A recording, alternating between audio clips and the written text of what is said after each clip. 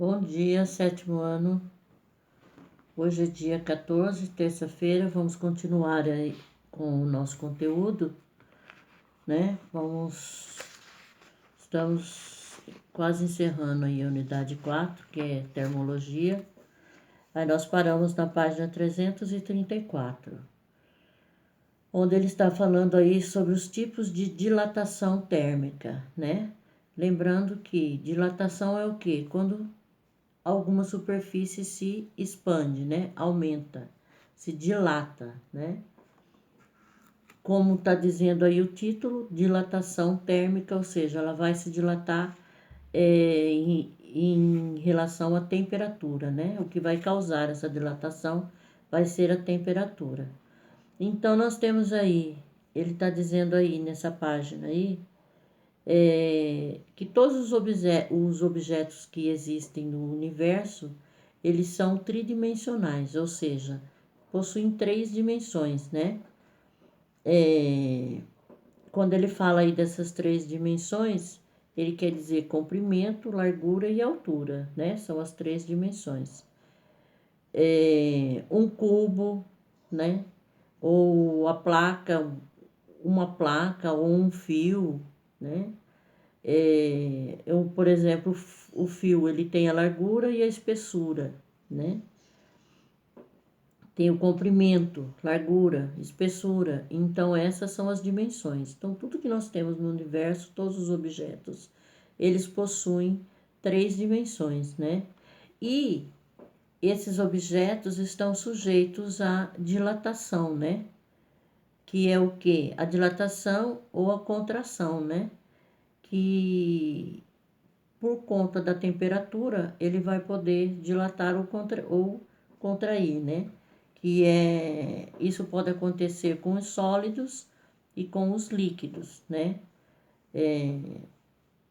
E aí, essa dilatação, ela vai levar em conta os 3 parâmetros, ou seja, largura, espessura e comprimento. Às vezes só um parâmetro vamos supor, vai dilatar somente no comprimento, né?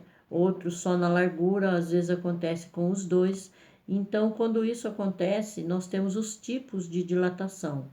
Então, ele está dizendo aí um tipo dele, dilatação linear, quando levamos em conta apenas a variação de uma de suas dimensões, como o comprimento, né? É o caso de cubos, fios de alta tensão, vigas e trilhos de ferrovias, né? Então, na dilatação linear, é levado em conta somente uma dimensão, que aqui no caso desses exemplos, essa dimensão é o comprimento. Aí nós temos lá dilatação superficial, é a expansão de um corpo por conta do aumento da temperatura, tá? Ela ocorre quando um corpo sofre dilatação no comprimento e na largura, tá? Ou seja, dilatação é superficial quando levamos em consideração a variação da área de uma seção, por exemplo, comprimento e largura. Então, quando você tem 2 tipos de dimensão, comprimento e largura, é o caso do quê? Azulejos, né? Tampa de caixa d'água, essas placas de vários tipos aí que nós temos, né? Então, leva-se em conta o comprimento e a largura. Então, por estar levando em conta 2 parâmetros, é a dilatação superficial. No caso dessas placas, essas que têm orifício, os orifícios, eles aumentam ou diminuem na mesma proporção que a placa. Tem até aí na página 335 um esquemazinho aí da dilatação superficial, né? Em placas. Então, essa placa aí, no caso, ela tem um orifício, né? Essa abertura aí no meio, tá? Aí, com o aumento da temperatura, vai aumentar também esse orifício, é o que ele quis dizer, né? Essa abertura aí no meio também aumenta.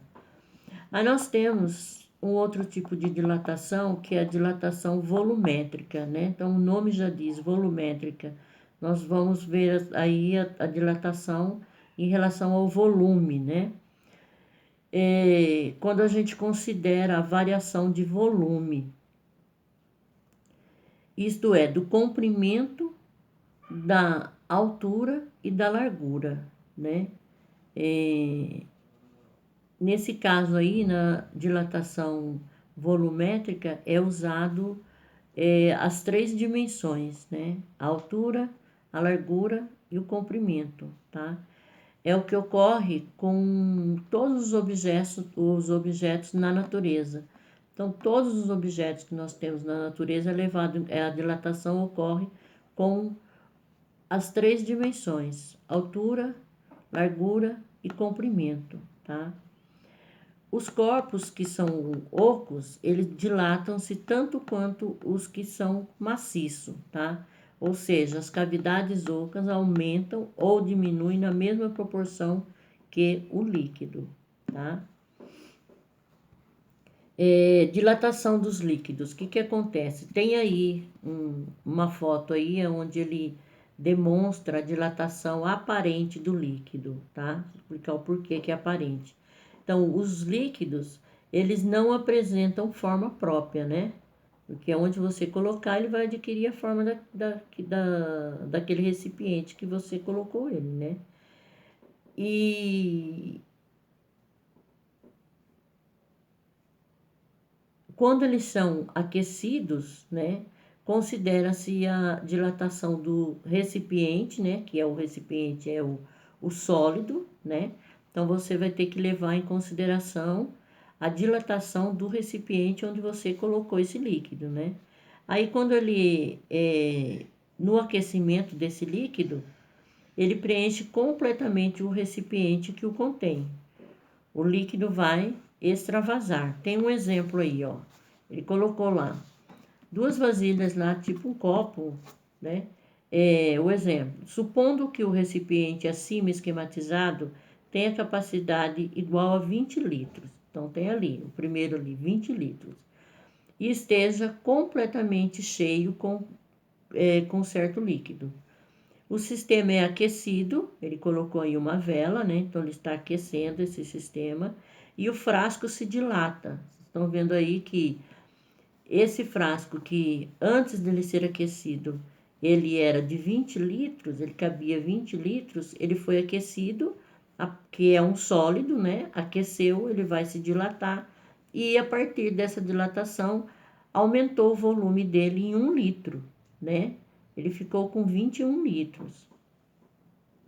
Então, esse frasco aí que foi aquecido, ele dilata e vai adquirir capacidade para 1 litro, enquanto o líquido se dilata atingindo o volume de 3 litros, né? Então, o que vai acontecer? Esse líquido vai ser derramado, né? E aí vai ser medido quanto que derramou ali, o que derramou desse daí, o que caiu desse daí é o que, ou seja, extravasou, né? Foi jogado fora desse recipiente aí de 21 litros e deu 2 litros, tá? Então, 2 litros que extravasou, tá? Porque a capacidade do frasco era de 21, né? Era 20 primeiro, aí aqueceu, ele ficou com uma capacidade de 21. Só que o líquido se expandeu mais, né? O volume do líquido aumentou para 23 litros, né? Então, o volume do líquido extravasado, ele está marcando lá 2 litros, né? Aparenta ser a dilatação que ele sofreu, por isso, dilatação aparente do líquido, porque é o que aparenta, né? Caiu lá, extravasou 2 litros, por isso, dilatação aparente do líquido. Dilatação anômala da água. A água ela não se comporta termicamente como a maioria das substâncias. Na natureza, em virtude da abundância, né, da grande quantidade de água que existe no planeta, esse comportamento anormal, né, causa consequências muito importantes. Então, ele está pedindo aí para você imaginar que determinada quantidade de água a 0 graus Celsius é colocada em um recipiente de volume constante. Então, o volume do recipiente não vai mudar. Quando a temperatura da água aumenta, o volume do líquido será reduzido até atingir a temperatura de 4 graus Celsius. Se o aquecimento continuar, o volume do líquido aumentará. Se ele aumentou, né, ao ser aquecido de 0 graus até 4 graus, a água sofre contração volumétrica. Acima de 4 graus Celsius, sofre expansão volumétrica. Contração, né, até 4 graus, se contrai. Passou de 4 graus, ela expande. Isso é chamado de dilatação anômala da água. Só acontece com a água, né?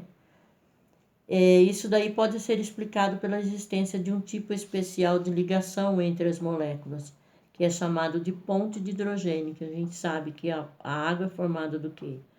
A fórmula da água é H2O, né? Ou seja, 2 moléculas de hidrogênio e uma de oxigênio, né? E existe essa ponte de hidrogênio, né? Mas ponte de hidrogênio vocês vão ver lá em química, tá? Não vou nem exigir isso de vocês, porque essa ponte de hidrogênio na realidade é uma força intermolecular, ou seja, existe uma força entre os dois átomos de hidrogênio, tá? E aí é chamado de força intermolecular, o que faz com que eles se liguem, né? Um hidrogênio se ligue ao outro. Isso é chamado de ponte, né?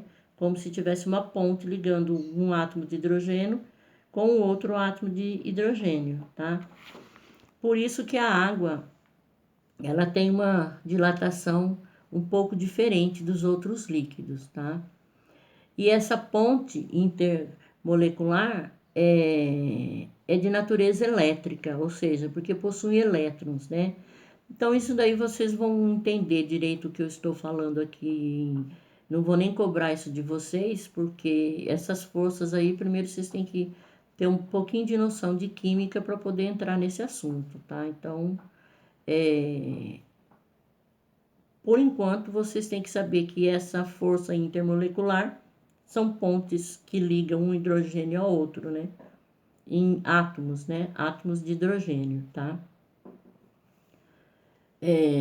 Porque as moléculas da água, ele está dizendo aí que isso acontece porque as moléculas de água são polares. Um outro assunto lá da química, o que é polaridade das moléculas. Mas por enquanto não vou exigir isso de vocês, porque vocês não têm nenhuma noção de química, tá?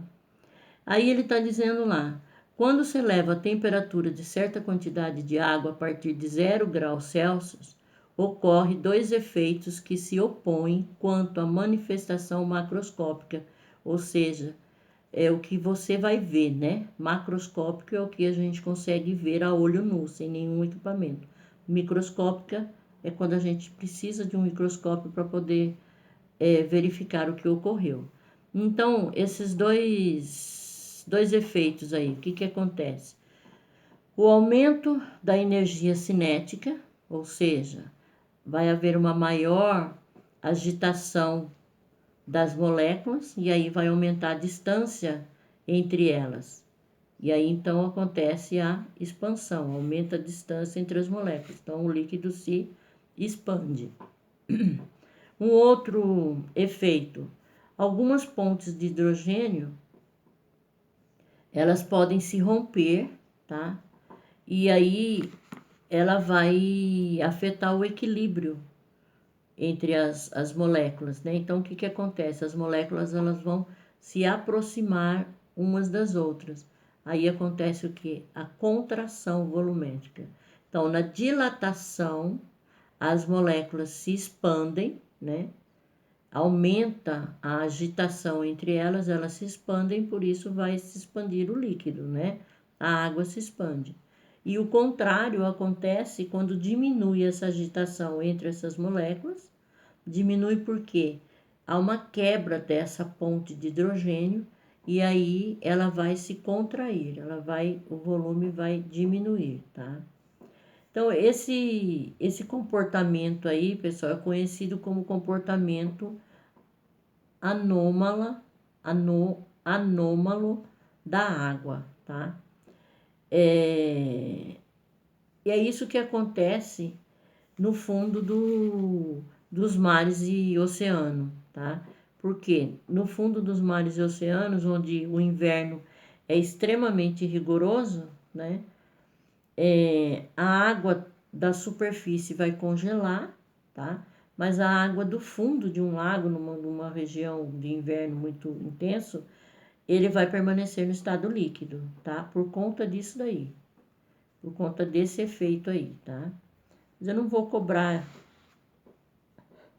essa parte de vocês, porque isso daqui vocês têm que ter um bom conhecimento de química para entender melhor isso aí, tá, pessoal? Então vamos ver aí. Aí ele está falando sobre o equilíbrio térmico e a termorregulação dos animais. Então nós sabemos que existem animais que regulam a temperatura do corpo, né? Nós, seres humanos, somos um tipo de animal, né?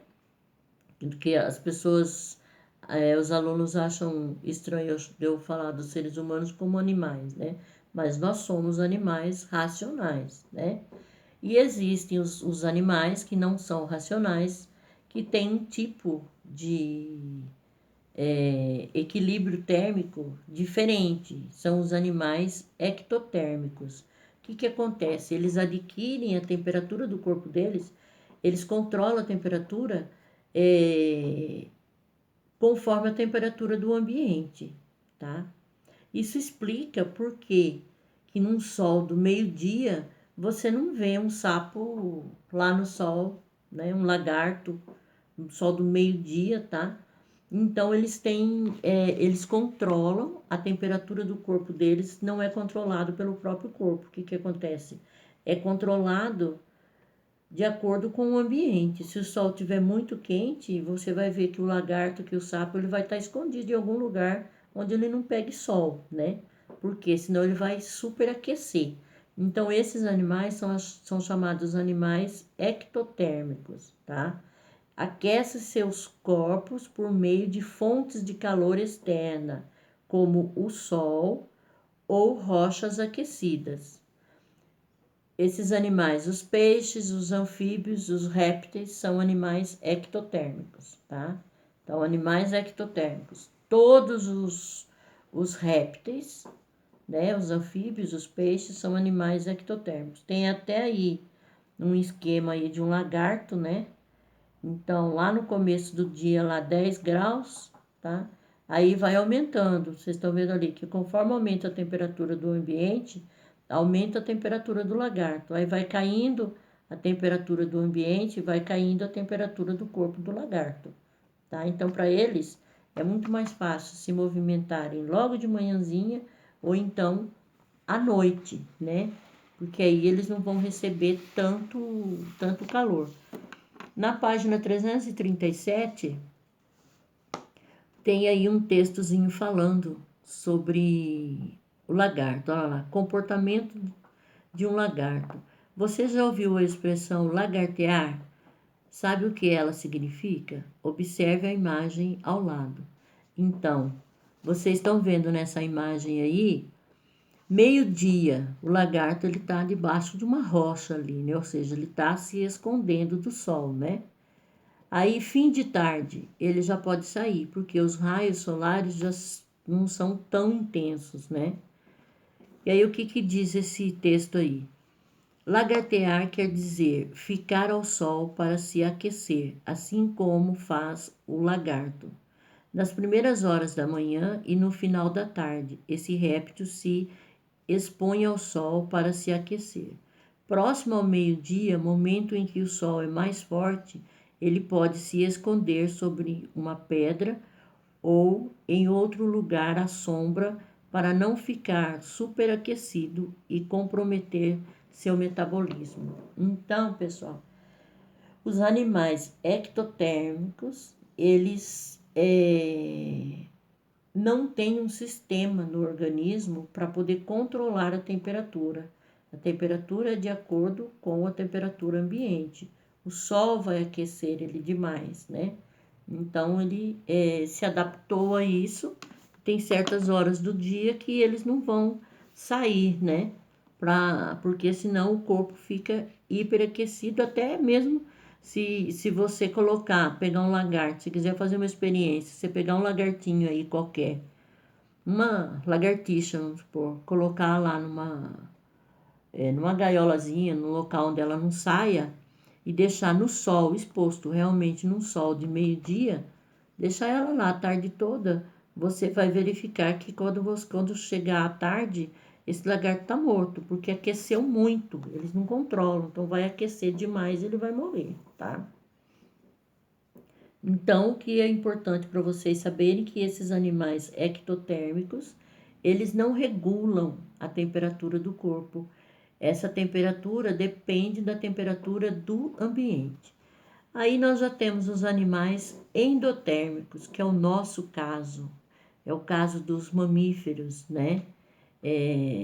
As aves e os mamíferos, que são endotérmicos, tá? Eles usam fontes de calor externa, mas sim, eles não usam a fonte de calor externa, mas sim aquelas geradas pelo próprio corpo, ou seja, pelo metabolismo, né? E através disso eles mantêm a temperatura corporal. Usam a energia do alimento que ingerem e a transformam em energia térmica, que é o caso das aves e dos mamíferos, tá? Então, nós controlamos a temperatura do nosso corpo através do suor, né? Quando o corpo da gente aquece demais, a gente começa a transpirar. Isso faz o quê? Faz com que a temperatura baixe novamente, chegue num nível correto, né? Que é a temperatura do corpo a 37 graus no máximo, né? Temperatura normal, mais que isso já está aquecendo, né? Já é estado febril. Aí ele tem exemplo aí, ó, do pássaro, tá? Ele diz lá, variação na temperatura corporal de um pássaro, animal endotérmico, observe pequenas variações ao longo do dia relacionadas ao comportamento de seu metabolismo, tá? Os animais endotérmicos adaptam-se para manter o calor corporal. Alguns animais apresentam penas e pelos que retêm o ar, que aí esse ar aí vai funcionar como um isolante térmico, né? Ele retém o ar no corpo, e outros apresentam grande quantidade de gordura, também é um isolante térmico, né? Pelo fato de seu habitat ser muito frio. Eu acho que vocês já ouviram dizer que a pessoa obesa sente menos frio. E é verdade, porque a pessoa obesa, ela tem uma camada de gordura. E essa camada de gordura protege ela, faz com que ela funciona como se fosse um isolante térmico, tá? Ela isola aquele frio. O que acontece com o urso, né? Acontece com o urso. As aves, elas ficam, para controlar essa temperatura, a pena delas fica toda meio que eriçada, né? Fica meio para cima, assim, a pele. Isso daí, acontece isso, ela faz isso com a pena dela, né? A pele não, a pena fica dessa forma para ela poder controlar a temperatura do corpo. Aí tem um exemplo aí, ó. Animais endotérmicos com adaptações para manutenção da temperatura corporal. Numa ave com as penas eriçadas e um urso marrom. Então, na ave, o que vai controlar aí? Qual é o fator? A pena, né? As penas vão ficar eriçadas e através desse movimento com as penas ela controla a temperatura do corpo. O urso já é o pelo, que vai ajudar na temperatura, e a gordura, né, que ele possui. Essa gordura aí vai funcionar como um isolante térmico. Mas aqui o que importa para vocês é definirem animais ectotérmicos de endotérmicos. Então, ectotérmicos são aqueles animais que não têm capacidade de controlar a temperatura do corpo. Eles adquirem a temperatura do ambiente. Se eles ficaram num local muito quente, o corpo vai ficar muito quente. Ficar num local frio, o corpo vai ficar frio. O contrário dos animais endotérmicos, tá? Que têm maneiras de poder regular essa temperatura. Como aqui, as aves, eles são as penas, o urso pela quantidade de gordura, nós, seres humanos, regulamos a temperatura do corpo através do suor, tá? Então, endotérmicos são animais que têm aí como controlar essa temperatura, tá? Aí vamos ver lá, página 338. Torpor, hibernação e estivação. São coisas que são atitudes, né, de animais endotérmicos para poder se manter, tá? Então ele diz lá, ó, animais endotérmicos, dependendo dos períodos do dia ou do ano, da temperatura do ambiente e da disponibilidade de alimento, podem entrar em um estado fisiológico em que há redução de suas atividades e de seu metabolismo.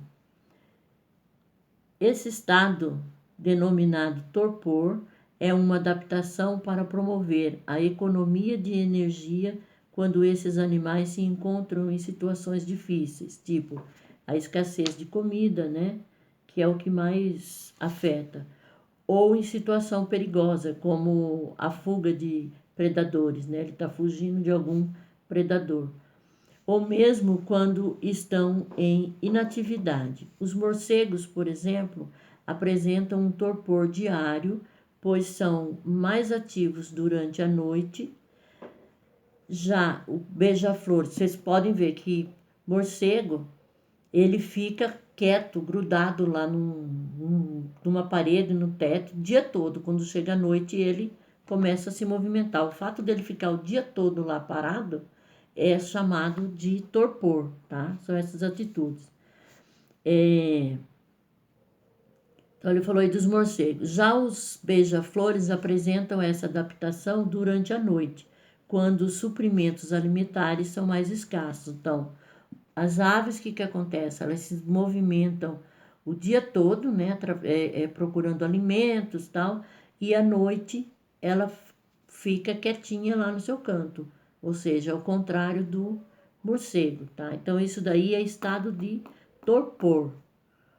Alguns têm esse estado durante o dia, no caso, aí o exemplo que ele deu foi o morcego, e outros à noite, o exemplo das aves, tá? A hibernação seria uma forma mais prolongada de torpor, em que há um quadro de inconsciência profunda, de modo que a respiração e os batimentos cardíacos são reduzidos, assim como a temperatura corporal. Ocorre principalmente em animais de pequeno porte e de regiões com invernos mais rigorosos. Então, esquilos pequenos,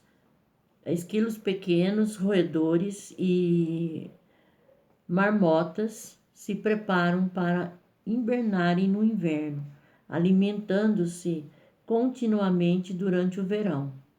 Então, eles se alimentam muito durante o verão e lá no inverno eles vão hibernar, ou seja, eles vão dormir, vão ficar inconscientes por um longo tempo, por todo o inverno. Mas tudo que ele adquiriu lá de energia através dos alimentos que ele ingeriu durante o verão é o suficiente para ele ficar até meses hibernado, ou seja, quieto lá, dormindo, né? Aí ele não gasta energia, tá? Aí essa energia que é estocada, né, em forma de gordura, a energia que ele adquiriu dos alimentos durante todo o verão é estocada em forma de gordura. Aí ele pode dormir durante todo o inverno. Isso daí é a hibernação, tá? Outros animais, como urso, texugas, Um monte de animais aí, gambá, eles apresentam durante o inverno um sono prolongado, mas sem a redução drástica de temperatura corporal ou de metabolismo. Portanto, muitos pesquisadores não consideram que esses animais passem por um processo de hibernação verdadeira, e sim de sono hibernal, tá? Porque eles não perdem a consciência. Outra adaptação, chamada de estivação ou sono de verão, ocorre com animais como caracóis terrestres, peixes pulmonados, né? Jabutis e alguns roedores. Nesse caso, a respiração e o metabolismo diminuem em quadros de temperatura ambiente muito alta, falta de alimento ou risco de desidratação, que é no caso aí, ó, o sapo. O sapo ele se desidrata, tá? Então o que que acontece? Ele entra nesse processo de estivação, ou seja, durante o dia que está muito quente, ele simplesmente fica lá, numa sombra, tá? É um outro animalzinho que, se você pegar ele, colocar numa gaiola e deixar debaixo de um sol de meio-dia, coloca ele lá 10 horas da manhã no sol, dentro de uma gaiola, deixa ele passar por todas as horas mais quentes do dia, num dia que esteja bem quente, quando é o final da tarde, ele desidratou e morre, tá? Ele desidrata. Então aí ele tem exemplo aí, algumas espécies de sapo também hibernam, tá? Marmota em estado de hibernação. Então eles dormem, entendeu? Dormem, se alimentam no verão, quando chega no inverno, alguns dormem o inverno todo, tá?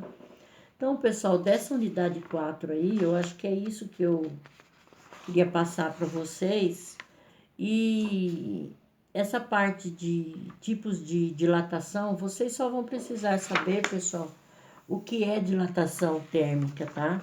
Mas esses tipos de dilatação aí eu não vou nem cobrar de vocês, porque assim, não vou cobrar para vocês explicarem como que é tal, porque tem muito a ver com química e vocês não têm noção de química, então eu não vou cobrar essa parte de vocês, tá? Mas esses estados de os animais ectotérmicos e endotérmicos, essa parte aí eu vou cobrar, tá? Aí nós encerramos essa unidade 4 e vocês têm atividades para fazer. Página 339, 340, 341, 342, 343, 344. Então, essas atividades aí, vocês vão fazer para a próxima aula, tá? Dia 16, tá, pessoal? Então, dia 16 eu começo a corrigir essa atividade aí, tá? Então, por hoje é só. Façam a atividade, mas não há necessidade de me enviar, não. Façam, que na próxima aula, dia 16, próxima aula nossa é quinta-feira, eu vou começar a corrigir isso daí, tá?